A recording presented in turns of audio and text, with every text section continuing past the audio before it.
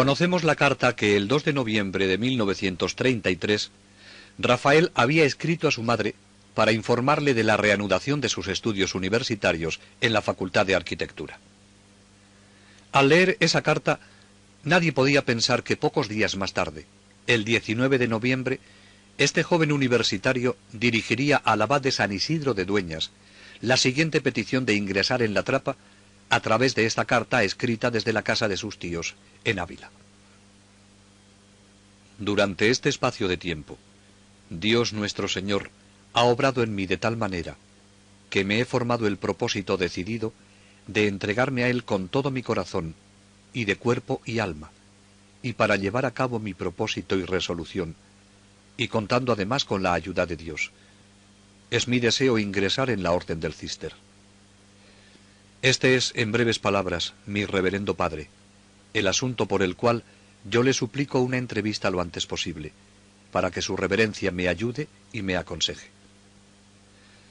Creo contar con Dios, y en Él solamente confío, pero en mis primeros pasos también confío en la caridad de su reverencia, a quien trato ya como a padre y a quien suplico me admita como hijo. Estoy en Ávila con mis tíos, esperando su contestación con la natural ansiedad de quien quiere entregárselo todo a Dios. Por otra parte, solamente tengo que añadir que no me mueve para hacer este cambio de vida ni tristezas, ni sufrimientos, ni desilusiones y desengaños del mundo. Lo que éste me puede dar, lo tengo todo. Dios, en su infinita bondad, me ha regalado en la vida mucho más de lo que merezco. Por tanto, si me recibe en la comunidad con sus hijos, tenga la seguridad que recibe solamente un corazón muy alegre y con mucho amor a Dios. Esta carta tuvo rápida respuesta. El maestro de novicios le escribía el día 22 del mismo mes y le ofrecía la posibilidad de realizar cuando quisiera la entrevista que había pedido en el monasterio. Era muy conveniente esa entrevista para profundizar juntos los distintos puntos de vista y explicarle cuanto fuese posible el género de vida que pensaba abrazar. Esto proporcionó un gran sosiego a su alma, ya que le ofrecía su ayuda para clarificar la vocación. Fue al monasterio el día 24 y regresó el 25 de este mismo mes. Muchas cosas tiene que resolver antes de ingresar. Arreglar los asuntos que dejó pendientes en Madrid, pero sobre todo lo que le preocupa y hace sufrir es el tener que dar esta noticia a sus padres. Por temor a hacerles sufrir, pensó ingresar y desde allí comunicárselo. No es que temiera que sus padres se opusieran. Lo que pretendía era suavizar el dolor tan profundo que sabía iba a producirles semejante decisión. Era natural que esto sucediera, pues Rafael era su hijo mayor y en quien con razón habían puesto grandes esperanzas. Pero Dios, como a lo largo de su vida, le irá facilitando las cosas.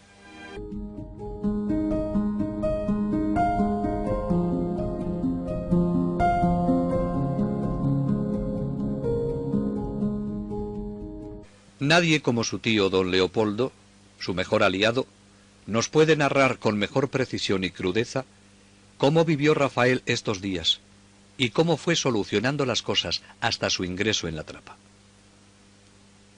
Era el mes de noviembre de 1933. Acostumbraba en aquella época Rafael a visitarnos cada fin de semana. Cursaba su segundo año de arquitectura en Madrid. No hacía aún 3 días que nos había hecho su visita acostumbrada, cuando una tarde me sorprende alegremente con su presencia. Era para mí motivo de la mayor satisfacción recibirle en mi casa, pues su alegre carácter, su fácil adaptación a cada sitio y circunstancias, su trato sencillo sin exigencia alguna, aparte, claro está, de motivos más poderosos, le hacía huésped ideal en todas partes. Luego de cenar, saboreando unas copas de licor, se hizo un prolongado silencio. Rafael no hablaba, y al poco rato quedamos solos, frente a frente, sin nada que distrajera ni turbara el solemne momento. Me dijo sin más preámbulos: «Te extrañará haya venido hoy, ¿verdad?». Algo, le respondí. No te esperaba. ¿Os han dado ya las vacaciones de Navidad?, le pregunté. No, aún no nos las han dado. Pero yo me las he tomado para no volver más a Madrid. Rápidamente me hice cargo de su revelación. Adiviné lo que iba a decirme y con la mayor emoción le pregunté: ¿qué quieres decir? ¿Qué te ha pasado? Pues, sencillamente, que me marcho a la trapa de venta de baños. Si me admiten en el monasterio, allí me quedo. Tengo el propósito de irme desde aquí directamente. Mi equipaje de Madrid ya habrá quien lo recoja. Debo confesar que la pena de separarme de su compañía para siempre se unió al gozo que experimentaba contemplando aquella espléndida floración de amor divino que hacía ya tiempo, sospechaba yo fundadamente, se hallaba en su alma. Rápidamente me hice cargo de la importancia de aquella confesión. La gravísima situación de la política española en aquella época era un tema que a todos nos preocupaba hondamente. Los que teníamos hijos que vigilar y educar, experimentábamos las más grandes de las inquietudes al observar el rumbo de los acontecimientos. Como españoles, presagiábamos todos una situación próxima violenta. Esas generales preocupaciones, unidas a otras de carácter particular, quizás fueran la causa de aquel estado de ánimo en aquella noche inolvidable. Lo cierto es que, ante la súbita revelación de Rafael, no se me ocurrieron otras palabras que decirle que esas banales y comunes en tales casos, que suponía que lo habría pensado mucho. A esto me contestó que hacía 2 años que venía madurando su proyecto.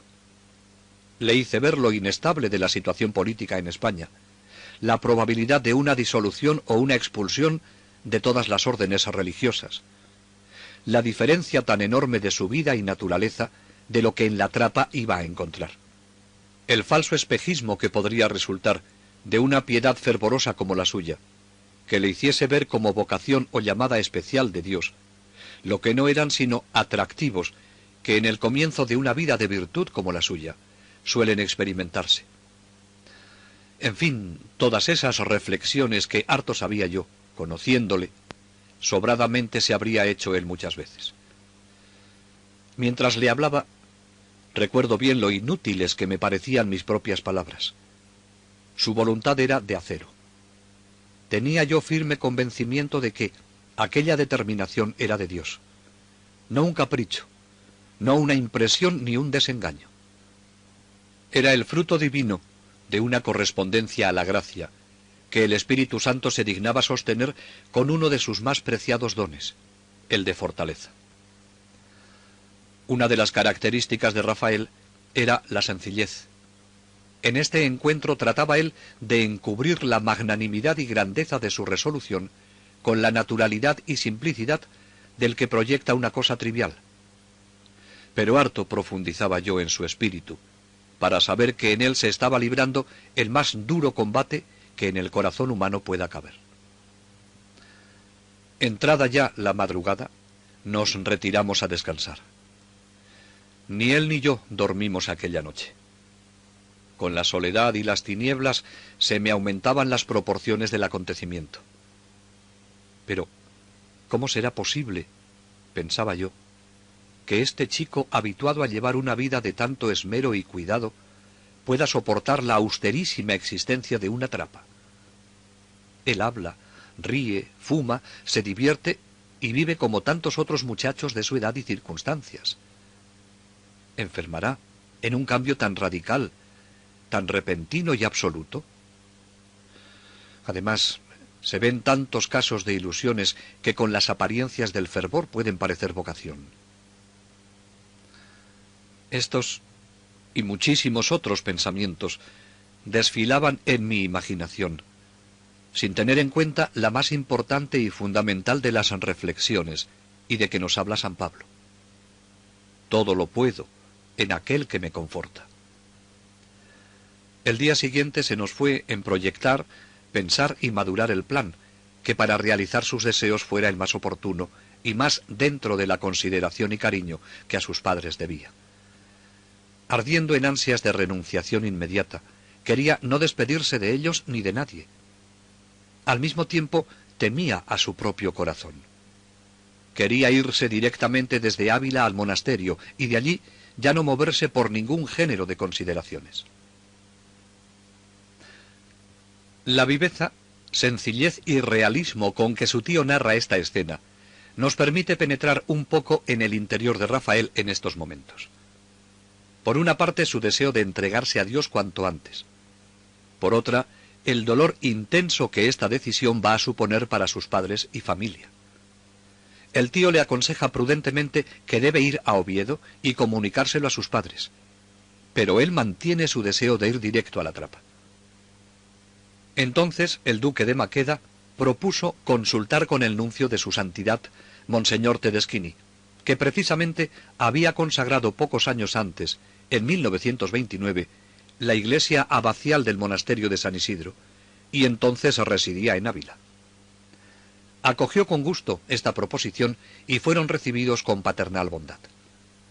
Después de escucharle, el señor nuncio, emocionado, le dijo: «Creo que usted debe ir a despedirse de sus padres y recibir su bendición, que por mi parte, aquí me tendrá usted siempre, para todo cuanto pueda ocurrirle en el nuevo camino que emprende. En garantía de ello, voy a anticiparme a sus padres de la tierra y bendecirle con todo afecto que merece su generosa decisión». Monseñor Tedeschini le dio la bendición, le abrazó con el cariño de un padre y el recuerdo de Rafael quedó grabado en su espíritu. Pero conviene seguir la narración que de estos días inolvidables nos hace su tío, pues nadie puede hacernos participar mejor en la escena como el que lo vivió.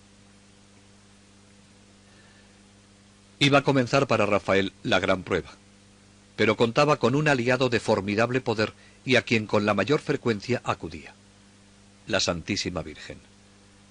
Había resuelto ya su marcha a Oviedo, para desde allí ir a la trapa de venta de baños. Fijó la fecha del día siguiente por ser la más próxima, y así abreviar la amargura de la separación de nosotros, que harto sabía él le queríamos y mimábamos como a un hijo más, e hijo de predilección. Desde la entrevista con Monseñor Tedeschini, había experimentado Rafael una sensible evolución. Solo habían pasado 3 días, durante los cuales andaba como soñando. Era tal la elevación de su alma, por aquellos días, que recuerdo, en una ocasión contemplábamos entusiasmados el admirable y austero panorama que ofrecían las montañas de la Sierra Paramera. Se hallaban totalmente cubiertas de nieve, y como centelleantes por los reflejos de un sol poniente que las iluminaba. Rompí de pronto el silencio, embargado por el sortilegio de la hora y del ambiente, con estas palabras del Salmo: «Qué magníficas son tus obras, Señor». A lo cual Rafael, como saliendo de sí mismo, me respondió: «Sí, tío, pero no son Dios mismo». Hay que intentar valorar lo que esta respuesta significa para poder penetrar en el alma de Rafael en estos días. Esto es lo que busca Rafael, a Dios mismo, y eso es lo que desea encontrar en la trapa. Esta especie de ausencia de todo lo material en el que vive estos días, y el estar centrado en Dios, era la preparación espiritual para superar lo que se le avecinaba. Dios da la gracia proporcionada a las dificultades con que tenemos que enfrentarnos. Así nos cuenta el duque de Maqueda los sufrimientos de la última noche. Ahora muy avanzada, me encontraba yo absolutamente desvelado. Me levanto y con el mayor sigilo me acerqué a la puerta de su habitación, pues había visto luz. Le hallé de rodillas ante una capillita de la Virgen Santísima que periódicamente nos traían en visita domiciliaria. Enseguida se dio cuenta de mi presencia. Se levantó, vino a mí echándose en mis brazos. Lloró con el desconsuelo más amargo que puede pensarse. Poco duró aquella terrible y violenta crisis que demostraba la agonía de su alma. Fue la primera y última vez que le vi llorar y en aquel estado.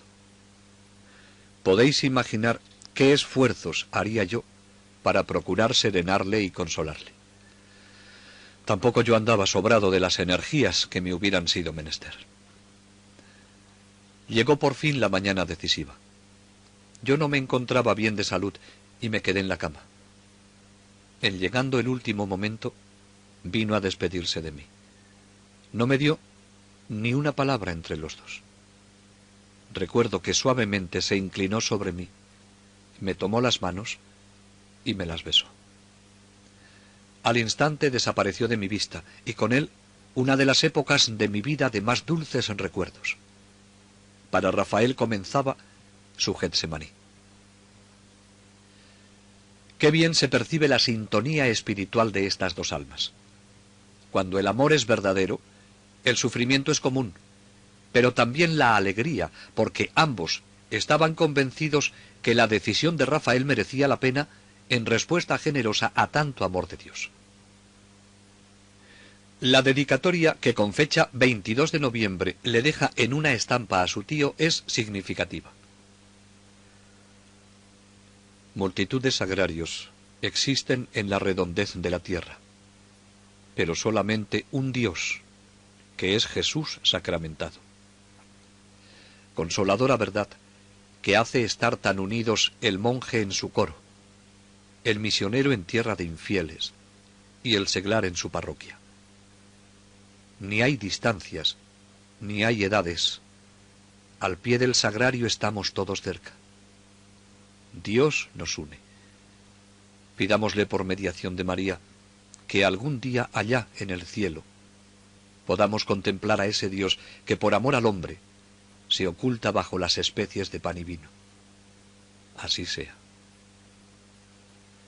Ante el sagrario estará unido a las personas que tanto quiere y de las que sólo por Dios se separa.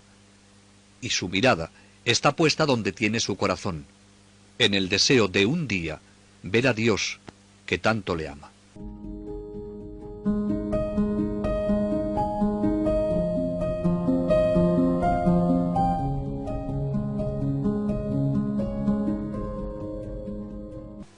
Después de la visita que hizo al monasterio del 24 al 25 de noviembre, con fecha 2 de diciembre le escribe al padre maestro dándole cuenta detallada de cómo va haciendo las cosas. Algunos párrafos de esta carta ponen en evidencia el contraste de sentimientos. Dolor por la separación de su familia a la que tanto quería, y por otra, el deseo de responder cuanto antes a la llamada del Señor a entregarse sin reservas y definitivamente. Desde que salí de la abadía, no he dejado por un momento de tener mi espíritu entre mis hermanos los monjes. Salí de venta de baños un sábado y pasé el domingo y el lunes en Ávila con mis queridos tíos, y el martes me fui a Madrid. Ya está todo arreglado. Me he despedido de mis profesores, de mis amigos y de los familiares que residen aquí.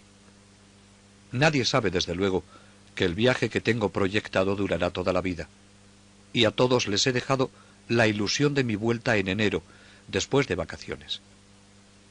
Por tanto, nadie sabe nada, excepto un amigo mío, compañero de carrera, Juan Vallaure, su amigo íntimo, que se ha hecho cargo de todos mis libros y de todas esas cosas que a nosotros nos parecían necesarias para andar por el mundo, y que en realidad, mirándolo bien, no son más que caprichos, lujos y pequeñas vanidades. Ya tengo medio camino recorrido. Me falta, como usted sabe, mis padres. Cierto que he dejado atrás la gran ilusión de una carrera y el cariño verdadero de muchas personas. Y si le he de decir verdad, no me ha costado gran trabajo, por dos razones muy sencillas. Primera, la consideración de que mi sacrificio es agradable a los ojos de Dios, que me ha de pagar en una moneda que los hombres por lo general no conocen, pero que yo, en medio de mi miseria, adivino. Y segundo, por la razón de que ya hacía mucho tiempo que mi espíritu se estaba despegando de las cosas y acercándose a Dios.